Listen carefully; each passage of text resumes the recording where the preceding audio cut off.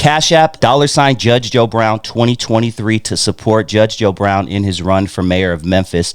You can also go to www.jjb2023.com and sign up to his mailing list to donate and support his campaign.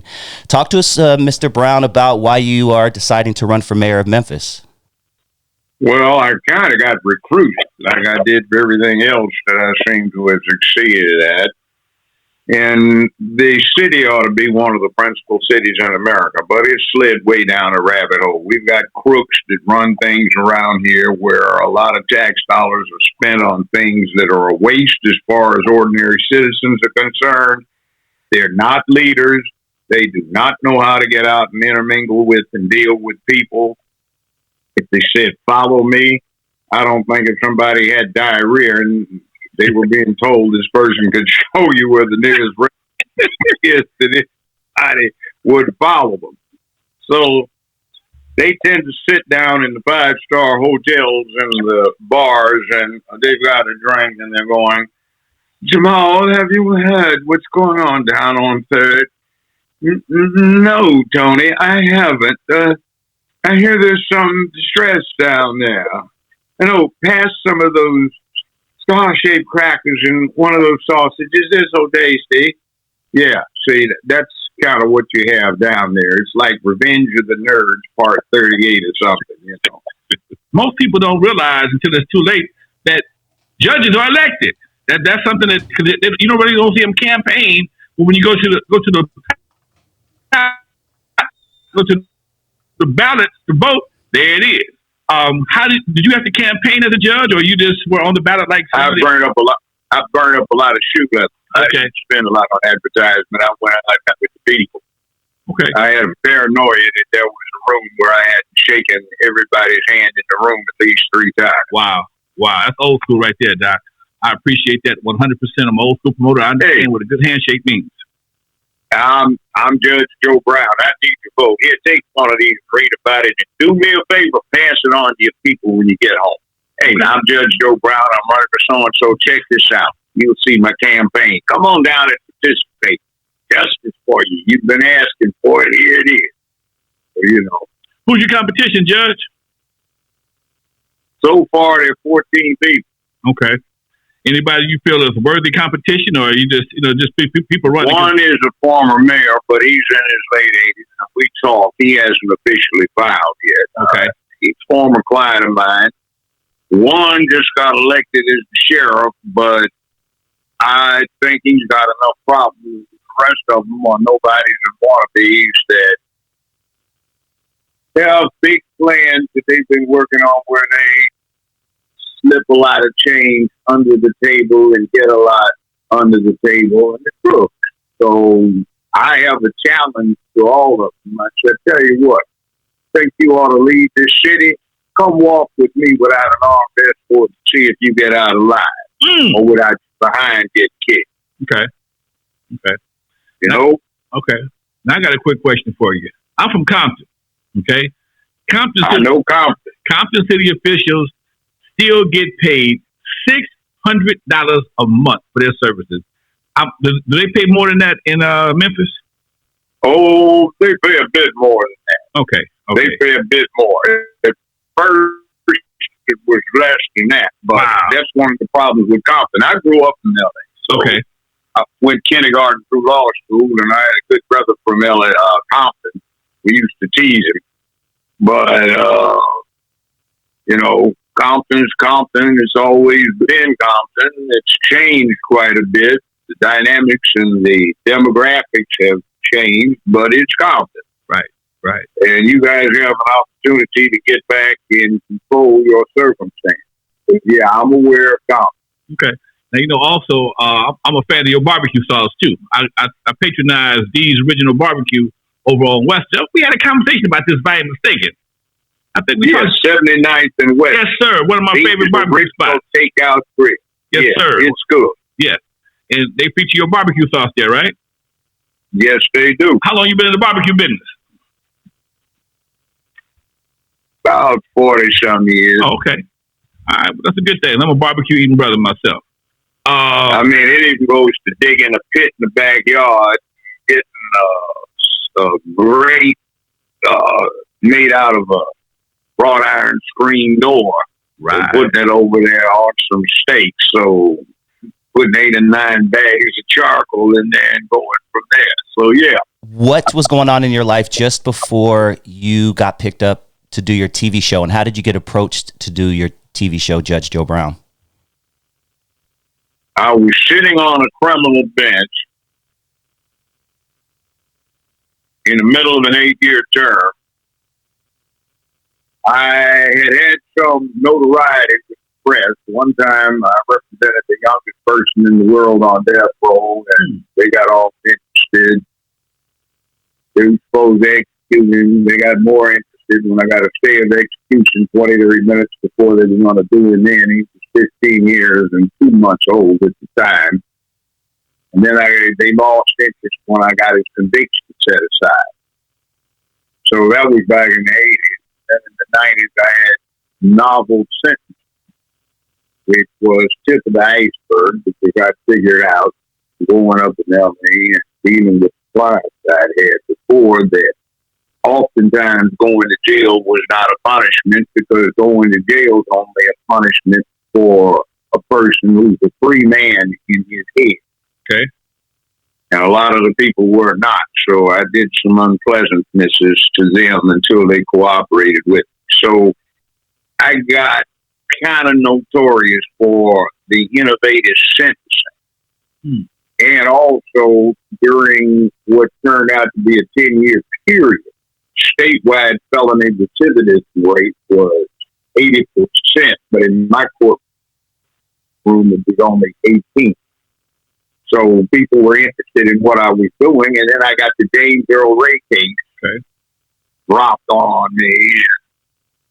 Instead of being predictable, like so many of the Negroes are, I was objective, impartial, neutral, and detached, and I found out Ray did not kill King. The FBI set him up to die, and they recruited the 2-man hit team, supplied the weapon. Serial number for the murder weapon I have carefully stored in multiple places and provided the ammunition. I have the invoices and then the inventory done right after King was slain when the Justice Department demanded that the FBI return the weapons. There were 5 of them. They got late December 1967 on an invoice along with 5,000 rounds of the suspect ammunition. And late April, when they returned them, they could only return 4, and they claimed they lost the 5th one somewhere in the FBI system. Shot did not come from the flop house nor the bushes. That was a result of the unique characteristics of the weapon, which were, well, it was a suppressed weapon. It wasn't silent, but it was suppressed. Okay. It was shooting a different kind of ammunition, subsonic, if you would. So the sound would get to the location before the bullet, which is the usual case, the reverse of the usual case. And the shot came from the fire station. It's a 2-man team. And they seem to have recruited the team from Quantico in Virginia, where the FBI has a training academy and the Marine Corps has a sniper school. Wow. You know, I saw something about this one of your other interviews. It was actually with a documentary on Martin Luther King, Dr. Martin Luther King, and it blew me away. First of all, I saw you dealing with the case, but to hear some of the new facts that you're saying now and back then that happened, that is amazing. It's amazing that it's not really public knowledge. I mean, we hear about it, but it's not something that you would think would be a lot more publicized. Yeah. See, I had the rifle retested. The first judge wanted the rifle retested. His name was Preston Mapp. Okay. He gave a press conference right after they took Ray's guilty plea, where, by the way, he did not admit to shooting King. He was entering what was called an Alford plea, which was, I'm entering a plea of guilty, even though I'm technically innocent, because they'll give me the chair if they convict me, so I don't want to risk the chair. I do have a proper record. So he copped out. Now, Preston Bass gave this press conference, and then the next day nobody could find him. He didn't show up for work, didn't show up for court. They conducted a search, and all of this guy used to jog 5 miles a day. He supposedly died of a heart attack, and they found him under his desk the next day. So it was a little strange, and I had a couple of encounters that were interesting, including a little raid on my house. Wow. It was not done officially by the police, and there were some shots exchanged. It got quite exciting. But anyway, it was what it was, so you got to do what you have to do. So anyway, all of this had gone on, so I got this visit from this guy who was from Australia. And he says, Martin, you ought to do this here television show. And I thought, since I'd been on ABC Nightly News, Ed Bradley Street Stories, 60 Minutes Australia, and all this other stuff, that's what he was talking about. He says, no, Mark, I bet your own show with Judge Judy. I didn't watch TV, so I had no idea who the hell Judge Judy was. So anyway, he was also her EP, and they brought me in. And it turned out to be a scam, but I had my foot in the door. So the first thing that happened with that is an interesting story. Now, I wasn't like Bill Cosby in my 20s when I broke into this. I was in my 50s. Okay. So the first thing that happened was they had a party at the Beverly Hilton Hotel. So I was bachelor, and I was in my 50s, I had some money in my pocket, real reps, and they had all these fine movie star-looking types and soap opera stars. And, I was having a good time. I was with this one fine lady, and we were sitting down talking. She got up into the ladies' room, came back. Said, that guy over there in the tall guy in the gray suit? I said, yeah. He was the CEO for the outfit, right? He said, you offered me $2,000 in cash if I'd sign a note saying you tried to feel me up. So we went around and got statements from all of the rest of the young women that I danced with, and just about all of them said the same thing had happened, but they didn't sign it. So we decided to set it up. So I had this young sister that I was mentoring. She wound up being a Miss Washington, D.C. for Miss America. And she became the youngest licensed lobbyist on Capitol Hill. So I hired her as my publicist. So we set a trap. We invented this fake woman, filed affidavits over what we were going to do and following with human resources and a whole box of them. So they called me up predictably when we sprung the trap. You need to get them over there, human resources. I walked all people in. I said, because all of you know the hell I quit. F you and F you and F you too. And you're going to tell me that I'm supposedly tried to proposition some woman. And her name is so-and-so. How did you know that? Because I set the damn fool asses up. So I had human resources bring over all of the sealed affidavits, and I had my agent and a lawyer there. We laid it out. I was there for 14 more years, and they were gone after about 3 to 6 weeks. So they tried to do this, and we just had to stay one step ahead of them. Wow. That's a hell of a story, Judge. I got a question for you. You win the election, day one. What's your first 100 days going to look like? First 100 days. One, we're going to start revising the police department, not reforming it, but totally restructuring the thing. It's not going to have civilian oversight. It will be under civilian command and control and civilian authority, just like the Pentagon. Commander-in-chief is a civilian. He's known as president in this case. It will be the mayor. Then you have the Secretary of Defense. It will be the Director of Police, a civilian. And then you have the civilian secretaries of Army, Navy, etc., sub-secretaries. You're going to have the same kind of thing. I'm going to set up a situation so we can put manhood and fatherhood back in the hood. We will have community-based patrolling to supplement the police. We have retired first responders, plenty of black ones, a lot of retired vets, white and black, and good citizens that can be put to use dealing with that. So it's a matter of, hey, boy, come over here. Don't I know you? No, man. Hey, Earl, don't you know this boy? Yeah, his mama lives 2 blocks over. What you doing out this time of street? Right. In the streets this time of night? Man, no, you going on. We're going to use these hydroelectric generators. And since the Mississippi rolls 24/7, you don't have to worry about in tide and out tide and slack tide. The city will take the money that these crooks have been ripping off and subsidize this, get some Wall Street bond issues and start financing the stuff, sell the energy. We will bring in industry where historically they had sought out sources of energy rather than necessarily raw materials. We have Ford Motor Company getting ready to open up a new factory in 40-some years with 27,500 employees in an area that right now has 5,200 residents, which is about 35 minutes outside of Memphis. We can turn this whole place into another Detroit. You've got half black in West Tennessee too, and these idiots here don't even get it.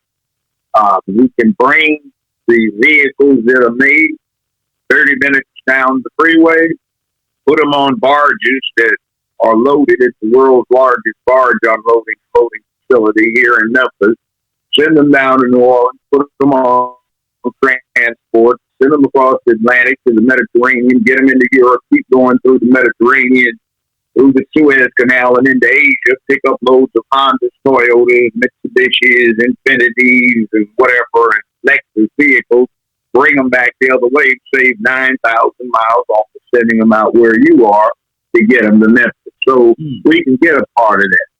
Okay. And this could be the mecca for everybody in the 21st century. We invite everybody to come, just as long as you leave. This is not going to be a sanctuary city. Okay. Okay. So we will be in the forefront of development. Next thing, we need to take back our school system. Next thing, we need to build some characters in the young brothers in the hood. This one weekend we had between Friday night and Sunday midnight, we had 14 shootings or stabbings. And then we had 4 more by Monday morning with 2 more fatalities. And we had 662 families who lost loved ones in the last 24 and a half months. That's got to stop.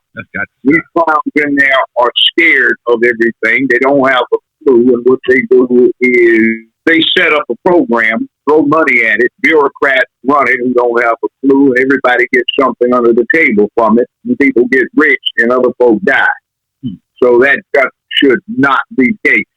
Now, that said, we have some things to do, and I have some people in place around this country who are good for what they do. You have one outstanding individual out there, fine looking sister, Dr. Cheyenne Bryant. Oh, I know Cheyenne Bryant. Yes, she is gorgeous. Yes, she is. NAACP, South Bay. I know her very well. Yeah. Not very well, but I know her. And she's also got a thing she set up for the police where every cop's got to go through the psychological assessment to see if they're appropriate to still be out in the streets or if they're stressed out too much and what to do about it. So she's one of the people that I'm involving in part of this process. You've got some other individuals I've known for years around the country who will too. And you've got a lot of local talent, but the local talent never gets asked. Right. See, because they aren't part of the in crowd, sipping Chablis on a leather sofa in a 5-star hotel bar and being irrelevant. Right. If you know Cheyenne, by the way, you want to interview? I definitely will. I got a number. I'll reach out for her. I would love to interview her. She's the president of the South Bay NAACP, if I'm not mistaken. Yeah, out there in Long Beach. Yes, sir. Cash App, $, Judge Joe Brown 2023 to support Judge Joe Brown in his run for mayor of Memphis. You can also go to www.jjb2023.com and sign up to his mailing list to donate and support his campaign. I got a question for you. I'm gonna throw a term at you. I want to get your response to it. Toxic masculinity. Ooh, you read my Bullshit. mind. Bullshit. Complete bullshit. Break it down. When I was at UCLA, I was in class 69. I remember them going all around campus, down at the foot of the stairs in Minot Park, for example, where they had microphones and podium set up. You just told them to turn the sound on. And they were talking about all masculinity is toxic. And there was a group out there that hated men. A group that hated that they weren't men. That was the feminists. There was a group that hated they weren't strong men. Those were the soy boys. There was a group that hated that they weren't normal men. That was the gay boys who were too deep into it. Then there were those who hated men for supposedly causing war. So they all said that being uptight and under self-control led to stress and hostility and aggression, and it resulted in war. So the way to change things was to raise boys like girls. So what we could term, they could emote, they could cry, shout, and let it all hang out instead of being so uptight under self-control. So they instituted, as part of a nationwide fashion, unisex child clothing, so boys and girls dressed alike, unisex child hairstyles, so they looked alike, no war toys, no cap pistols or water guns for the boys. They should play with dolls, stuff like that. And they should be taught to cry, and it's all right to hurt and feel. And it's all about love, not war. Forget objectivity. It's all about your feelings and all this crap. Meanwhile, what happened is, I don't know how old you are, and I can't see you clearly because I'm 55. I'm right behind you. Okay, well, you were a young person when they stopped at about 67, 68.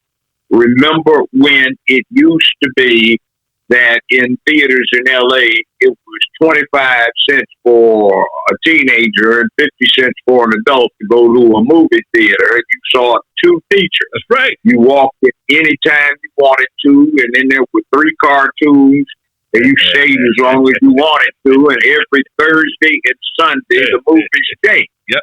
Well, they came up with this bright idea of let's ramp the price up to $1.50, which is like $50 now. You know, so what happens is they were going to run the movie. Just one movie, you had to come in on time, leave on time, and they ran it as long as people would come.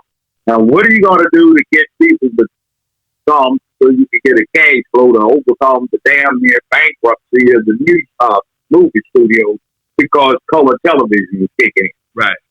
Thomas, we've got all of these Negroes, or do you like being called Afro-Americans, or is it still black now? I get confused. And they want to see themselves. So let's give them some movies featuring Afro-Americans. And black, okay, all right, black. It's featuring Black Americans. And let's not deal with all of that namby-poo stuff about good character. Let's deal with the ones they can relate to. We need stories about pimps and what is it? Oh, yeah. Or is it whores? Blaxploitation. Okay. And drug dealers. Yes, blaxploitation. And we can bring in all this cash and our financial responsibilities will be solved. Our finances will be elevated. We will be in the black, on the ledger column, not that race column. Anyway, and meanwhile, those people who like that, we can start with tearing down the black man and the black family because that's toxic, And then you started getting, what was it? Black Caesar with Fred the Hammer Williams, where he played the hero. He was a drug kingpin and a hitman, and he rides off into the sunrise out of Long Beach after they've had a shootout where his boys have killed about 45 or 50 people on a warehouse floor in LAPD. doesn't show up, and then those sirens in the background, and when a bunch of us saw it in 1967, they go, wait a minute, where are the police, man? Damn. So then, Superfly, and then Foxy Brown with fine Pam Greer, you know, they had, what was the plot line then? Her brother gets killed by some drug dealers, so she wants to wipe out the drug dealers. Now, later that morphed into she or somebody like her wants to be the drug dealer. Right. But, you know, the movie that you saw that was would be R-rated now in certain theaters, wasn't the same as they showed in all theaters. Old theaters, she got knocked out 6-7 times in the movie. But in the other theaters, she got knocked down and moved with pop out, both boobs. Always. Boobs everywhere. Always.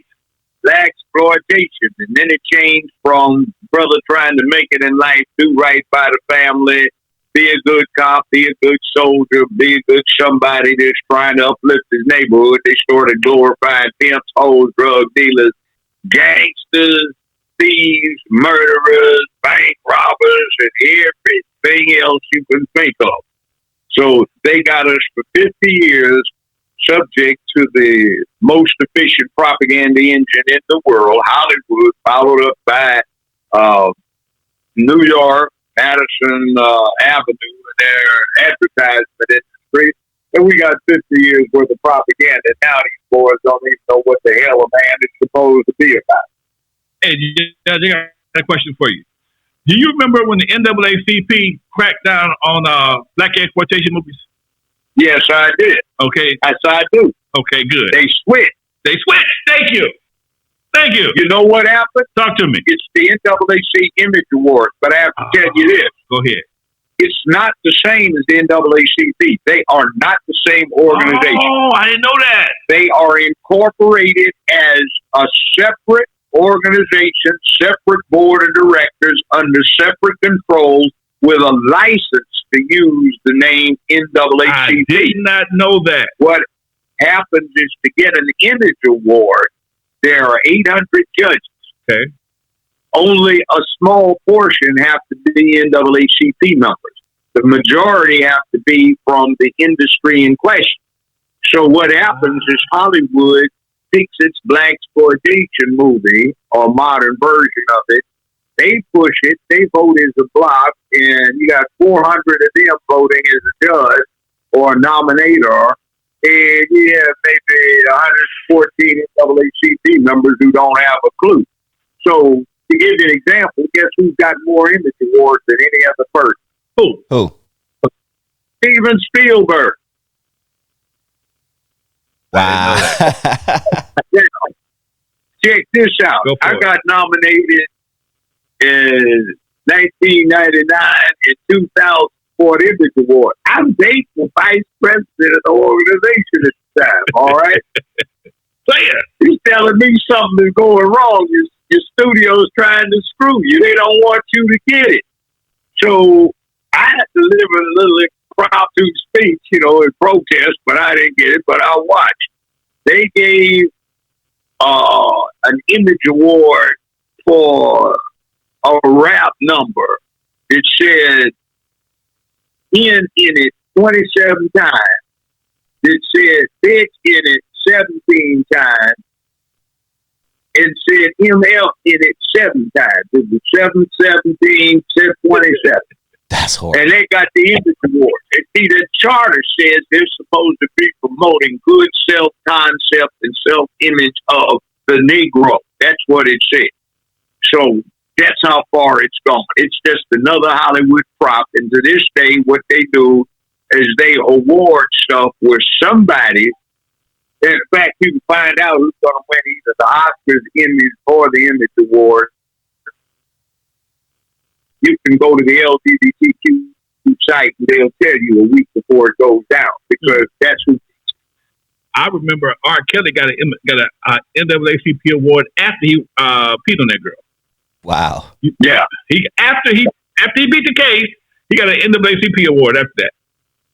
Okay. Did you see? I think she's lovely, but Holly Berry got an image award for Monsters Ball. When she got naked with homeboy. She got bumping and grinding with the old boy. Yeah. So, I mean, what kind of image is that? Is this supposed to enhance the black man's image itself? See, it's totally corrupted, but the NAACP has no control over this. I'm glad you told me that, man. I'm glad you told me that.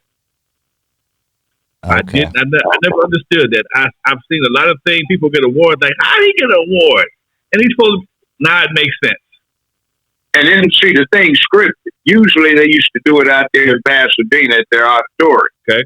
But what they did, see, they'd have in extras in the audience. Right. And they'd have the producers going around directing the extras when to applaud, when to cheer, hold up a fist, and then they would move them around so you all can put extra costumes on some of them so you'd see this unending sea of pretty faces and, beautiful people who were wildly enthusiastic about what was going on. They get paid. Paid. Right. Man, spitting game tonight. Man, what keeps you so grounded? What keeps you so real? Well, growing up in L.A. Okay. See, I grew up not far from where Dee's Takeout Grill is. We used to walk over there to 79th. I lived on 58th Place in Norman. Okay. All right? Okay. Went to Bud Long Avenue Elementary School and then John Muir Junior High. Supposed to be going to manual arts, but old folks decided to move over to the Crenshaw area. Okay. They hadn't even built Crenshaw High School back then. But yeah, it was an adventure growing up in LA. You learned a lot. Hell, I think by the time I was 15, I must have seen more than a dozen people killed where I was eyeballing whatever went down. And that goes to like, oh man, hold on, let me get this window up. Climb out your bedroom window and sneak all through the back. Homeboy's cousin is there. He's still a junior high school, but we all slip off with maybe 10th grade or something.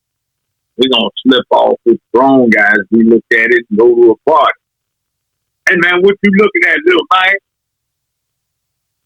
Oh, man, hey, look, you looking at my woman booty, man. Oh, man, I swear I ain't. Okay. Hey, man, there's something going on out on some food, man. Let's check it out. Okay, get out there. Hey, man. Earl, you hear dude, man? He say he gonna kill me. I heard it, man. Hey, man, let me go to the car and get my kids, man. Wait a minute, man. You ain't got those kids with you, man? No, man, it's in the car. You think I'm fool, man? I'm gonna let you go get some kids and come back and kill me? Tom, you hear this dude, man? I heard it, man. He say he gonna kill you, man. I heard that too. Earl, you hear this? Stomp, you hear this? Yeah, man, you think I'm going to sell it still and let your ass go back to the car and get your stuff? No, man. I ain't going to take no chances. Boom. Boom. Boom. Now you dead him and up. Boom. Damn. We ran in the house and through the whole place. Hit the bathroom, and that was a window. We broke the window out. I climbed out, hit the fence. Up my homeboys with us. They got the fence. Last one is, man, there's a big German Shepherd out there. He grabbed it by his teeth, ripped the pockets off, man. When we got home, we had to walk from. Oh, man, that was like 82nd someplace over there near Broadway, all the way back to where we were.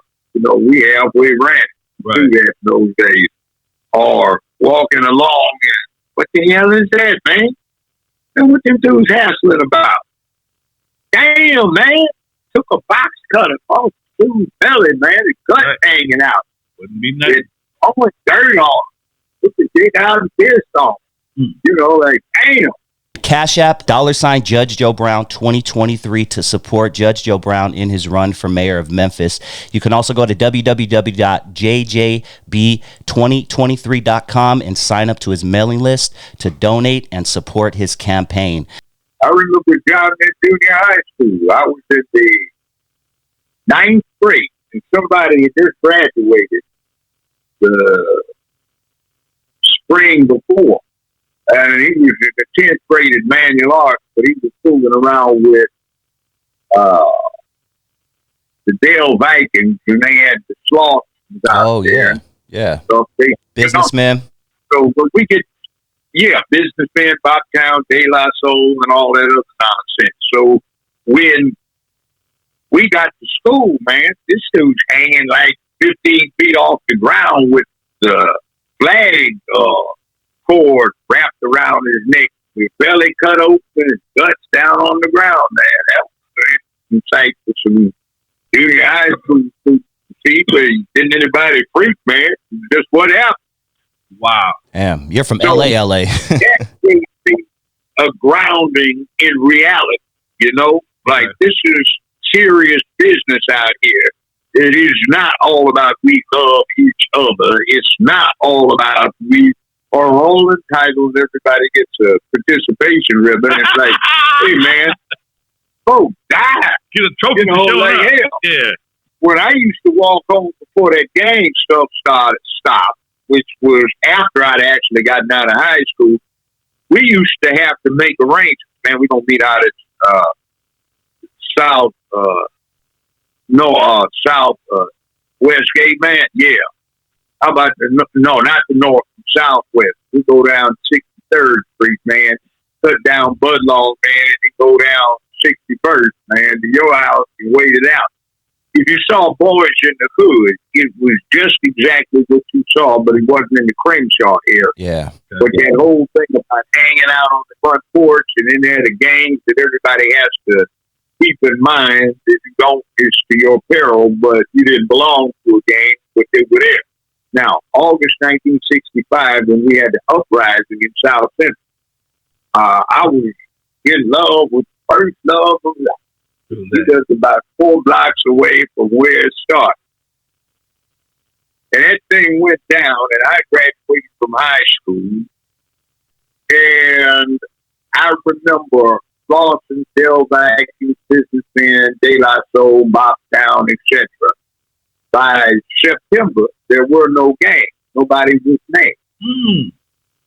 In L.A. for 16 months, they only had 2 black-on-black homicides, and those were domestic matters. Some woman shot a significant other. There were no robberies, no rapes, no burglaries, no assaults, etc., etc., etc. It was peaceful. LAPD wouldn't come in there for riding 5 feet, and they looked straight ahead. Now, the week before it started, I'd gone over to visit my girlfriend, and her mother said she's gone with her daddy to run an errand. Go to the store for her. So I walked down to this corner convenience store, right? He was standing out there. Hey, man, where you from? Hey, nowhere. That's cool. All about your business, man. So somebody else came down. Where you from? I'm businessman. That's cool. Where you from? Businessman. That's cool. Where you from? They are so. Make your run, man. Bam, bam, bam. I freaked out that. But what I found was interesting is several weeks after that thing was over, ran back into each other again. I was running an errand for girlfriend's mama, and I said, oh, hell, there's going to be some action here. But the dude said, hey, man, I want to apologize, man. Yeah. He said, man, I'm so sorry. I popped in cap, man. You know, like, I don't know, man. After, you know, we say, all right, man, like Roscoe say, burn, baby, burn. Baby, burn. Yeah. You know, and then he came back with homo bonds, man. So he said, homo bonds. Ain't your game. Well, it wasn't, we got rid of the anger, hostility, frustration, and aggression. We started doing something, but then by 69, we found out that the FBI and LAPD SIS unit had started to infiltrate everything, so it just got real crazy. Nobody trusted anybody, so all of the community organizations kind of broke up. Now, I won't point the finger, but there's one group that was very responsible for that, but I've said enough about it. So it was what it was, but there was hope. And the message is we do need unity, but before we get unity, find out who you're unifying with. Some of the people that want to unify with you, you do not need to be with. That's right. And there's a book, if you can ever get it, called The Glass House Case. There's part 1 and part 2, written by Lewis Tackett. Paperbacks now on Amazon are running $1,200-$1,300. So you might find one more cheap. Wow. I have a column around here that I keep up. But anyway, I knew Lewis Tackett. Back when we thought he had done time at the Dom, and he was a paramedic because he treated everybody. So he knew damn near everything. But then when I was in law school, I attended his murder trial, and they called his witness. I said, what the devil is Tackwood doing? Was he a snitch? They said, Lieutenant Tackwood, our commanding officer of our undercover investigative unit, blah, blah, blah. Oh, yeah. But he didn't tell on everybody. Now, he talks about how he got instructions from Evel Younger, who was Los Angeles DA at the time. Okay. And how he, along with some others with the LAPD burglary squad, stole those rifles, the carbine, and some weapons from Angela Davis's place. He talks about how he was instructed by Evel Younger, who by then was Attorney General for California, under Ronald Reagan, and how he met with Reagan and Younger. This is in his book from 1973. And he's talking 76. And he's talking about how he discussed the problem, which was Reagan had been accusing the University of California of being filled with communists. Every time he called him to count on it, said, find one, there's not one. They came up with Angela Davis. The Times says, you got to be kidding. She was a member as a 17-year-old college freshman in the Taylor Moomba Club, which is just, that's not really a communist front. Okay. So they had to make her a boogeyman, according to Tackwood. And he details how he did it. There was a Panther named Captain Franco Dick. And he was talking about how they wanted him to die. So there was some questionable conduct between him and some other people. So they put him in a cell next to the people that they wanted to target. And he acted like he had just been busted and he's a big-time drug dealer. And he detailed how he talked about him, they'll set me up, he's nothing but a snitch, blah, blah, blah, blah. What you talking about, man? I don't want to say that. Oh, man, come on, man. You got to tell me. All right, look, his name is so-and-so and so-and-so, Franco Diggs. He details how he did it in the book. They let these guys go. They were holding them off pretext so they could put him in the cell next to them and set this up. Okay. So they let them go. And I remember not long after that going to Franco Diggs' funeral.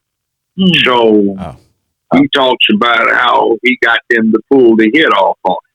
So it was ruthless. And he details a lot of people like Melvin X, who I went to John Muir with, who was part of the Black Student Alliance. Then they wanted to get rid of him, and they detailed who they set up to kill him. And then we all knew who was responsible for killing John and Bunchy out at UCLA. Hell, I recruited them to rob a frat, a.k.a. G, to UCLA under this special program they had. Elaine Brown, who's the secretary out there, and Nathaniel Clark, and a few others. So, they were trying to kill off everybody they could. And it was lethal. So there was a lot going on. The folks were trying to do things. But by the time Freaky Dick Nixon got in office in 1969, Freaky Dick, nobody trusted anybody anymore. So we just lost confidence, and everybody just drifted off into, I know you and you, but I don't know them. The hell with the organizations, they just don't work, which is one reason why we had this long hiatus in getting stuff together. So it's a bad show. Judge Joe Brown, man, you know what? Usually I don't be quiet, right? But when somebody's got some real knowledge, I got to shut up and listen. I try to teach my youngsters to do that, man. Sometimes you shut up and listen, you'll learn a whole lot. Man, I'm 65, like I said before, and I learn more today, and I have a long time, Judge, a long time. I'm 10 years older than you. Okay, all right, I ain't mad at you. So did you go to the Watch Stacks back in the 70s, whatever, too? Was you at the Watch Stacks concert with Isaac Hayes and Simple Fingers? Yeah, and I knew Isaac Hayes quite well before he died. And my niece used to be his general manager at his restaurant up here in Memphis. Okay. I knew Isaac Hayes. Okay. And remember the bald head chick on the hot buttered soul? Yeah. Used to be a tenant of mine. Okay. Man, she's amazing. Quite a character. That's amazing. That's amazing. So anyway, yeah, I knew Isaac. And I was at the first Watch Festival. Okay. 66. Okay. Judge, I was trying to meet you last year at the KGLH Men's Empowerment Summit. I was doing a prostate cancer walk on campus the same day. And as soon as we wrapped up, I was trying to hear you speak at that event. I just missed you. I'm so glad I had a chance to sit down and kick it with you today. This has been a hell of an experience for me. I appreciate you taking your time. Again, folks, please support. Let me give them the info. Let me give them the info real quick. Cash App, $ Judge Joe Brown 2023 to support his run for mayor of Memphis. This is a LA this dude is from LA, so I want all my LA people to come together and support. You can also go to www.jjb2023.com and sign up to his mailing list and donate to support his campaign. I want all my LA folks to come out for Judge Joe Brown. He's trying to do something different, and he's trying to make a change in his city of Memphis. Judge, thank you once again. It has been a pleasure and an honor to have you on our show. I got one more thing to add. You got it. That service. I also do sauce, and you tasted it. You know it's good. Yes, sir. Go to jjbbbq.com, and you can order some. It can get sent to your front door, or it's going to be on a shelf near you. In fact, I think it's spreading out of California. But then his sisters are listening in. There's a good sister who runs the only USDA certified black meat packing plant in California, and she's doing the chicken link, smoked and uncooked, hot and mild. And we're going to have spicy sauce and other products, and you know what it tastes like when it gets on the meat. So check it out. And then there's another good sister, Michelle Dukes, out there who's working with us in LA. She's got a distillery. It's called Poppy, PAPI''S. It is some damn smooth bourbon whiskey. Oh. Good, beautiful sister. She's in LA. You will like Poppy's bourbon. I'm on it. It's named after her dad and granddad who used to do moonshining in Mississippi. She's a good sister. All right. Thank you, brother. Judge Joe Brown, man, it's been a true pleasure. I thank you for taking your time out your busy schedule to kick it with us here on the West Coast, man. I love it. Good luck. May God bless you in your quest to become the mayor of Memphis. I hope to lay my hand, shake your hand one day. We're gonna connect one day soon. You watch. Much love. And I want to make the place an entertainment mecca, by the way, so we can start doing radio, movies, television. All sorts of things there. It isn't all about Elvis Presley. Be real deep. It isn't all about old other time stuff. See, we've got a future, so we've got talent, folks. So come.